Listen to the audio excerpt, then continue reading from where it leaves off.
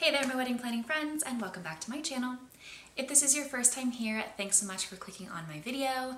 I'm Emily Summer. I'm a wedding planner based in Montana, and I make weekly videos on wedding planning tips and advice. I get asked about certain wedding traditions all the time, whether that's from my wedding clients or in my wedding dress shop, Velvet Bride.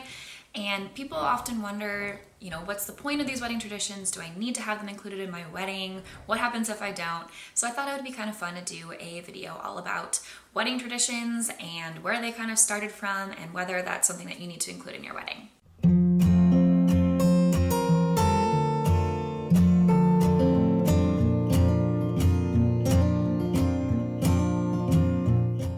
So the first and most obvious tradition is the idea of a white wedding dress. So this actually started from the Queen of England in the 1800s. She wore a big lavish white wedding dress that had a super long train, and it required people to help carry her dress when she walked on the aisle. So that's where that whole thing started from.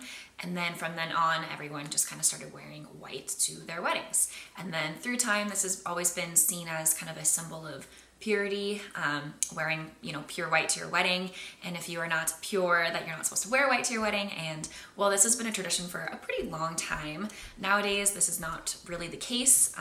A lot of color in general, like not even necessarily an off-white or an ivory, but actual color is incorporated into wedding dresses now. So it's truly just purely your personal preference when it comes to having a white wedding dress or having white with a little bit of nude or champagne or blush or whatever it might be. This tradition is kind of on its way out.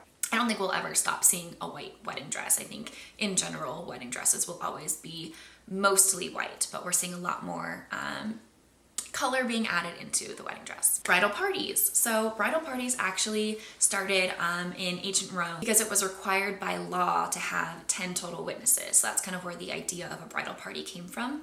And they would have everybody dressed similarly in the same color, same style and everything to act as sort of decoys in an attempt to confuse evil spirits so that they wouldn't attack the happy couple. I've seen a lot of couples kind of opt out of a bridal party lately or have just a smaller bridal party. So while I don't think this will ever completely stop, and I do like the tradition of it as it's, you're kind of combining the people that are closest in each of your lives and kind of bringing them all together in this bridal party and being there to witness, the union that is your couple. I think this is a nice tradition to keep, but you don't need to have these big giant bridal parties in order to maintain this tradition.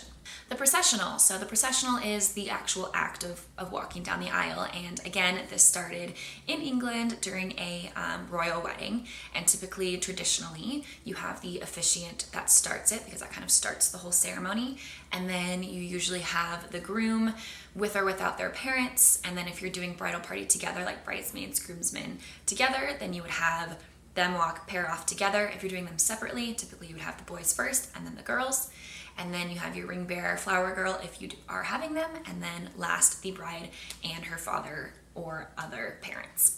Now, this is a tradition that I hope doesn't go anywhere. I really do love the formality of a processional. There's ways you can kind of customize this, whether that's the music that you choose or the order that you plan to have people walking down, or if you are catching on to some of those trends that have popped up in the last year or so about having kind of alternative flower girls or ring bearers. There's ways to make this a little bit more fun and not so cookie cutter traditional, but I do think that having a standard wedding processional is something that should never go away.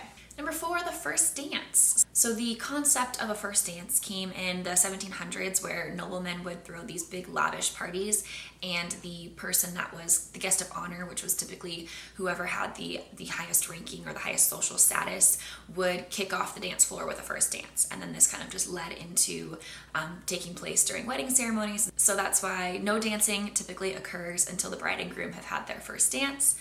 And so this is something that, again, I do hope sticks around.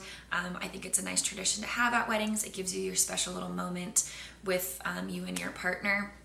And if you're somebody that either doesn't like to dance or you don't like to share the spotlight, you can make it super short and sweet. You don't have to go out and dance to an entire song. You can dance for 30 seconds of a song if you want to, but this gives you an opportunity to have that moment, to get those photos, and to have all of your guests kind of ooh and ah over you during this. The wedding cake and cake cutting. So I have mixed feelings about this tradition, and I wouldn't be terribly sad if it completely went away. But the wedding cake idea in general, and then the cake cutting like ceremony started again in ancient Rome, where the guests would actually take turns crumbling barley cake over the bride's head, and this was to symbolize fertility and good fortune, and that's kind of where the whole like smashing in each other's face thing came from. So thank God we aren't doing that anymore. I don't think anybody needs cake in their hair.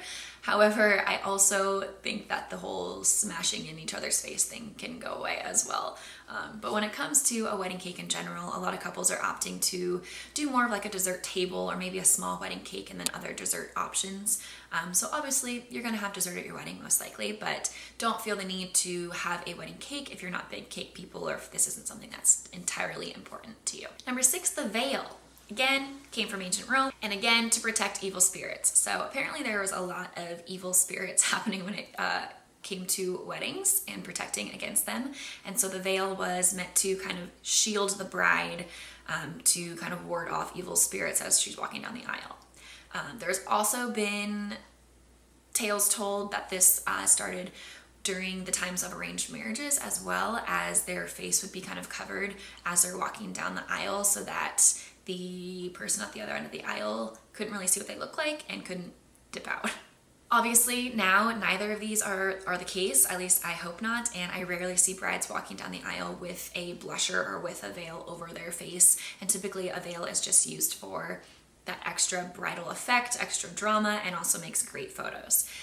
In my experience, I would say about 70% of my brides and brides that I see are still choosing to wear a veil, and then the other 30 doing some sort of flower headpiece or just some kind of adornment in the hair rather than a veil. So again, totally personal preference, but it's definitely not a need to include a tradition in your wedding. Number 7, wedding rings. I don't think that this is going to go anywhere anytime soon, but this originated because the fourth finger on the left hand was said to be connected directly to the heart by a vein called the vein of love, and so we put the rings on to symbolize that connection.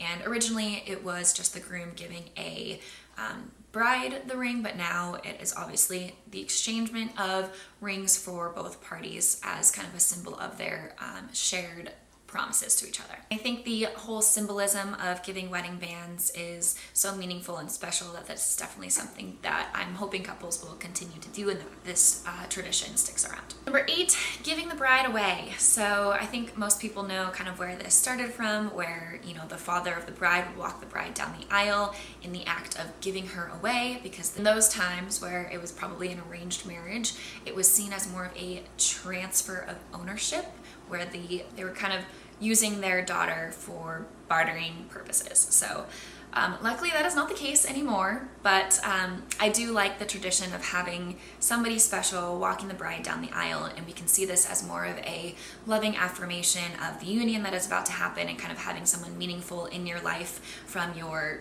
you know, your past life or your current life leading up to this moment, walking you down the aisle as you're walking to your new life, so to speak. Finally, wedding favors. So wedding favors originally started in the 16th century, and it was used as kind of a show of wealth. And so typically guests were given little trinkets or porcelain boxes or some kind filled with candy or sugar cubes, as sugar was pretty expensive back then. And as time went on and sugar became a little bit more affordable, this is when the Jordan almond came onto the scene, as they were given sugar-coated almonds. And in those times, they were given just 5 Jordan almonds as a wedding favor, and this was used to symbolize the 5 wishes for the new couple: health, wealth, happiness, fertility, and longevity. So that's kind of how the whole Jordan almond thing came onto the scene, and we saw that quite a bit still in the 90s and 2000s, early 2000s weddings. However, now we've seen all kinds of wedding favors and ways to personalize wedding favors, and you can really do whatever you want here, or you can choose to not have wedding favors at all.